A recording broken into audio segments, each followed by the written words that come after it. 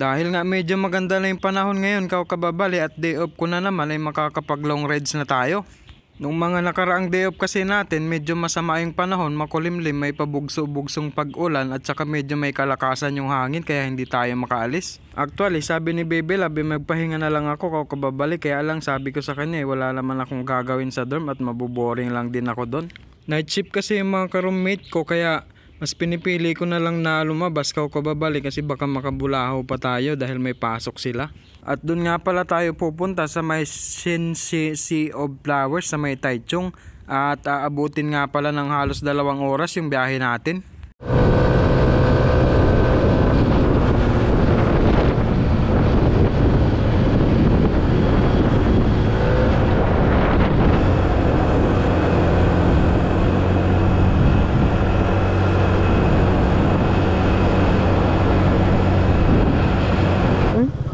Ay. Ice cream yummy. Ice cream yummy. Ice cream yummy.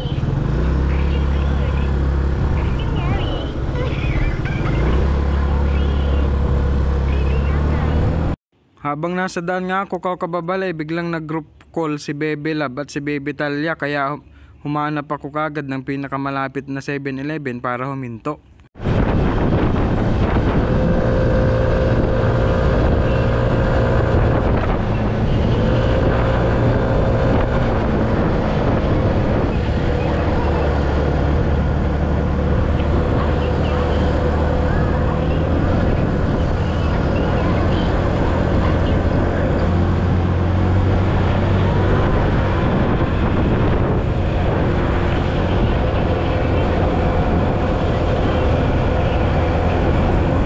Nung makakita nga ako ng 7-Eleven kababali ay huminto na ako kaagad dyan para makausap ko sila kasi 30 minutes lang yung break time ni Baby Love at papasok na naman siya. Pagkatapos ko nga silang kausapin kababali ay nagpatuloy na ako sa pagbiyahe papunta dun sa may Sea of Flowers at dumaan nga muna ako ng gasoline station para magpa-full tank para mamayang pauwi dire-diretso na. Ni hao. 我要92，对，加满。加满哈。加的是牛筋吗？这有。要加满。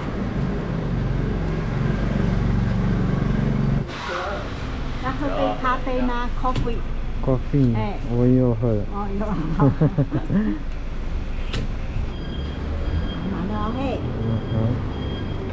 88，对，算你100。12元。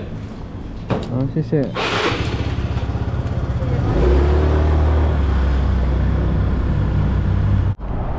So napahinto ako dito kababali sa may bandang Pataychung na rin to, alam ko. At meron ako nakitang lugar dito na ayun, no. Ayun. Ganda, di ba? Napaka ano nung kulay niya, sobrang plain, tapos para siyang ano, yung building na yung mga nasa ibang bansa na parang part ng Europe. Ayun, ang ganda, diba? So pipicture lang ako dito kababali kasi nagandaan ako sa lugar eh. So dito sa part na to kababali, medyo malamig. Malapit-lapit na rin tayo sa may ano, basta Pataychung na rin yung kababali. At medyo sa part na to nga, medyo makulimlim, tsaka yung lamig niya ay yung lamig niya yung simoy ng hangin niya ay malamig. At nilipat ko nga pala yung camera natin dito kaya ako huminto kababali, no? At babiyahin na ulit tayo papunta ng Sea of Flowers. Let's go.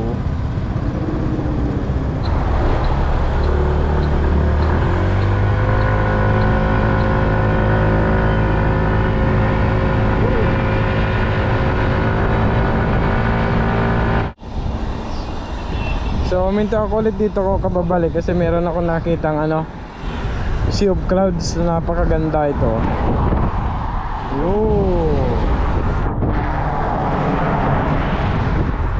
Yes sir. Tapos yung nasa likod natin kababali, ito yung isa sa mga hinahike or inaakyat ng mga kababayan nating OFW na bundok dito sa Taiwan. Ayan. Ayan. Yan yung tinatawag na Fire Mountain. Yung nasa likod natin. So, balik tayo sa biyahe. Let's go!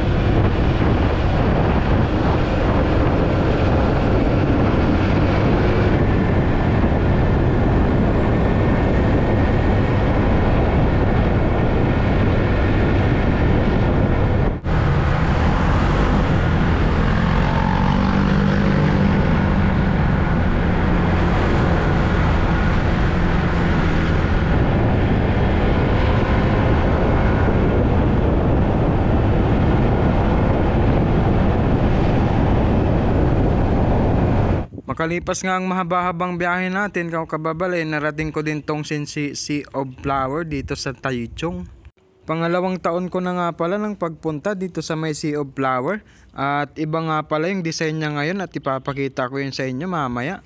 Ito nga pala yung design niya nung nakaraan taon, kababali.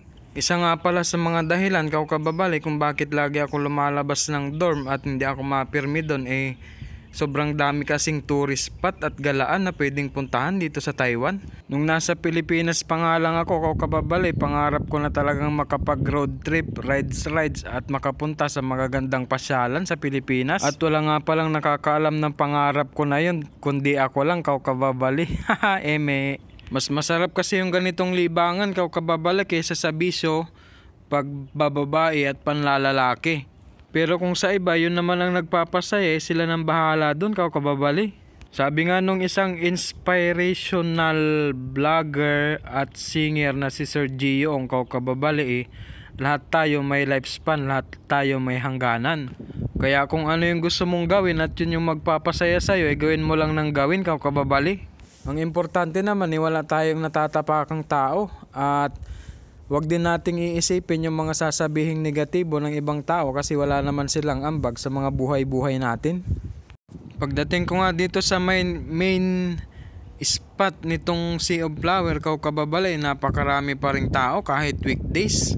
Hanggang December 1 na lang kasi ito, kababali, kaya talagang dinudumog ngayon. At ito na nga pala yung main attraction nila, kababali, at space nga pala yung ginawa nilang team at meron nga dyan na umiikot na astronaut. At hindi na nga rin pala ako nagpicture dyan masyado, kababali, kasi nung nakaramdam ako ng gutom ay pumunta na ako doon sa may mga kainan. Ito nga palang fried mushrooms yung binibili ko tuwing nagpupunta ako dito, kababali. Ano ito sa?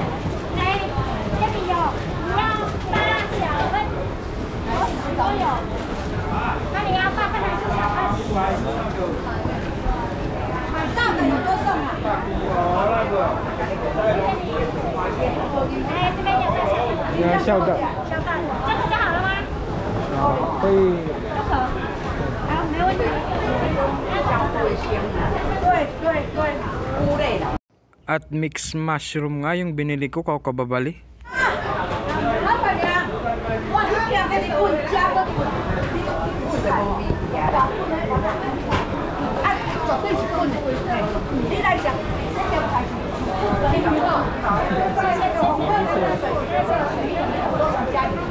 Pagkatapos ko namang bumili ng fried mushroom, kababali, naglakad-lakad ako at meron ako dito nakitang inihaw na parang langgonisa o hotdog, kababali.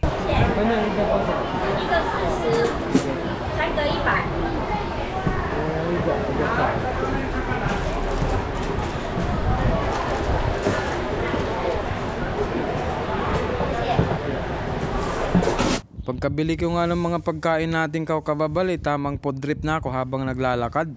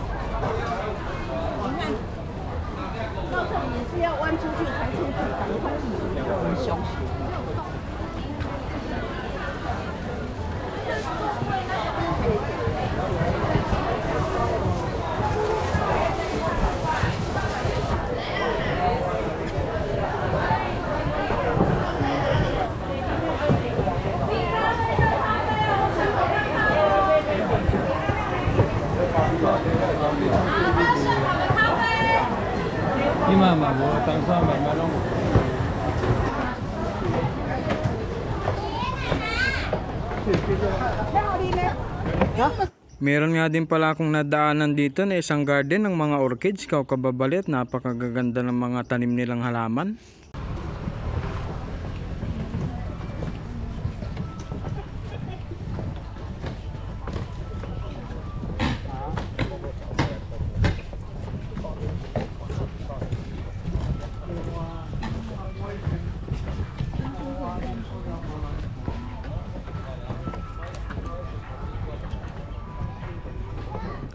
At nung mapansin ko nga kababali na palubat na yung cellphone ko at kakailanganin pa natin to para sa Google Map pauwi ng dorm, ay umuwi na rin ako.